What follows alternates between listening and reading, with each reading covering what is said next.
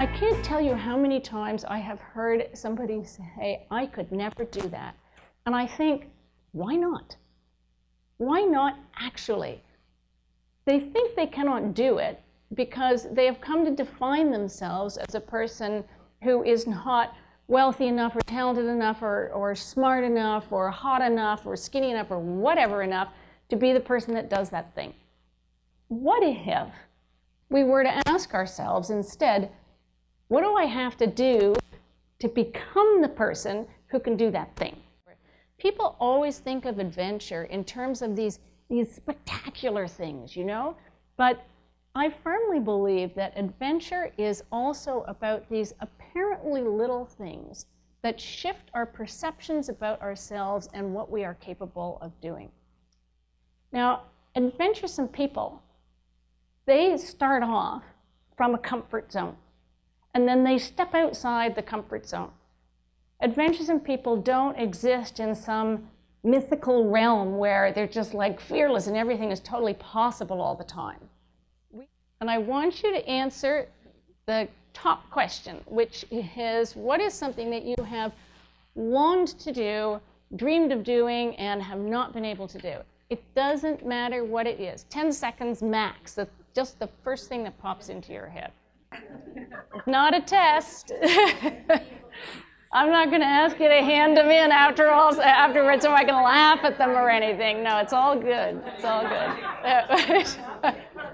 The next question, why not? Why have you not done this thing? Now, I know many of you will be tempted to say, I haven't got the money or the time, because that's like the really easy excuse, right? Because we allocate money and time. So if that's your reason, you might ask yourself, why am I not giving any of that stuff to my dream? It is really important to understand the real why not, because you cannot overcome an obstacle that you can't define. So it was like, oh, it's a miracle. I actually know how to do part of this stuff. And that gave her the confidence to go into the parts that she didn't know how to do with a little more respect for her own capabilities. And mentors are not only about skills transfer.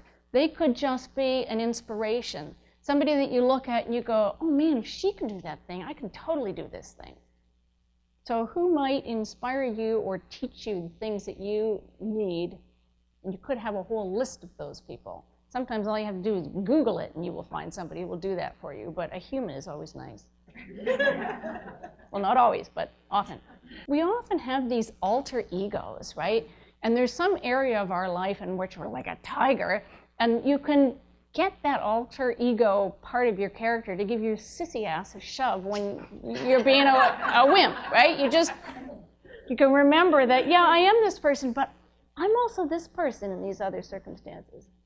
There are always things that we can bring with us. So let's say you wanted to do the Iditarod dog sled race up in Alaska, and you had once taught a dog to sit and beg. That counts. It totally counts, because sometimes like, I know what a dog is. Yeah, that's right. Yeah. There you go. I fed one a biscuit once. Good, you got the first step.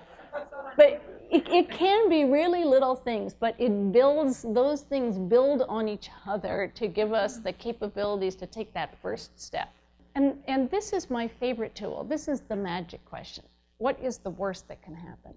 Often when we actually confront that question, instead of just letting it be some vague boogeyman in our head, we get to it and we go, oh, that's not so bad. Or, oh, I can plan to get over that. Or, I could mitigate that risk. And suddenly it's something very tangible that we can deal with.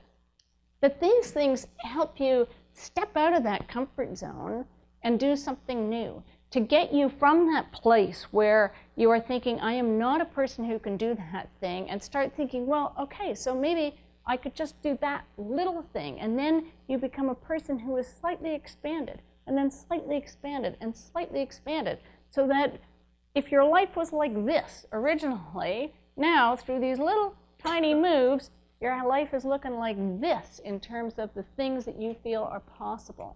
You know, adventure is often like that, that we think that we're going to get something out of it, and then you just get so much more. So thank you, everybody. This has been great.